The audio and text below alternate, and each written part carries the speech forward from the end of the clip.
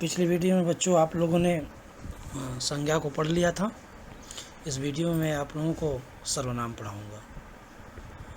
और सबसे पहले हम परिभाषा के बारे में जानेंगे। सर्वनाम की परिभाषा होता क्या है? सर्वनाम का अर्थ होता है सबका नाम। संज्ञा के स्थान पर प्रयुक्त होने वाले शब्दों को सर्वनाम कहते हैं।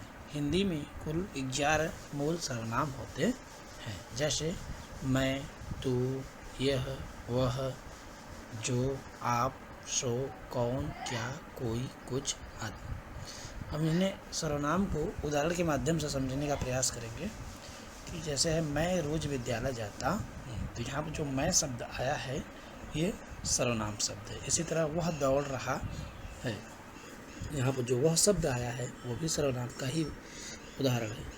इसी तरह यह पुस्तक है, यहाँ पर जो यह शब्द है ये भी एक सर्वनाम का उदाहरण है। आपका घर कहाँ है, यहाँ जो आपका है जो शब्द है वो सर्वनाम है।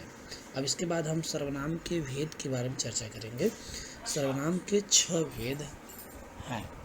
कौन कौन से? पहला है पुरुषवाचक सर्वनाम, जैसे कि मैं, तू, वह, मैंने जी, इस तरह के जो शब्द अगर किसी भी वाक्य में आते हैं तो उनको हम क्या कहेंगे? पुरुषवाचक सर्वनाम। क्या कहेंगे? पुरुषवाचक सर्वनाम। दूसरा है निजवाचक सर्वनाम। निजवाचक सर्वनाम वो होता है इसमें अपने बारे में बात किया जाता है। जैसे इसका एक तरह से इसमें आप, अपना, ये जो शब्द अगर आता है तो ये निज सर्वनाम होगा। इसी तरह से तीसरा है निश्चयवाचक सर्वनाम। ये इसके अंदर जैसे यह, वह, अगर इस तरह के वाक्यों में शब्द आते हैं तो वह निश्चय सर्वनाम के अंतर्गत आएंगे।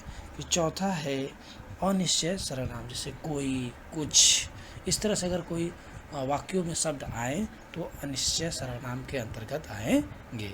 फिर पांचवा है संबंध सर्वनाम। संबंध सर्वनाम जैसे सो, जो इत्यादि जो शब्द हैं वो जहाँ संबंध बताएं उसको हम कहेंगे संबंधवाचक सर्वनाम। छठा है प्रश्नवाचक सर्वनाम, जैसे कौन, क्या, किम, इस तरह से जो वर्ड मतलब शब्द आते हैं उनको हम प्रश्नवाचक सर्वनाम कहते हैं।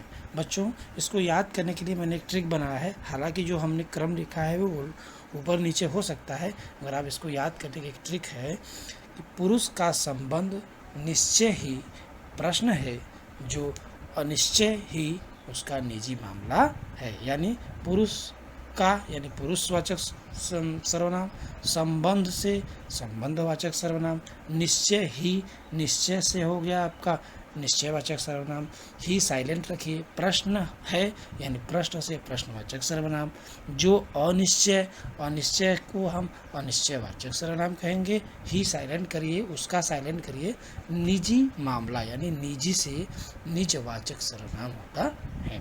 बच्चों, मैं इसका PDF भी आपको भेज दूंगा।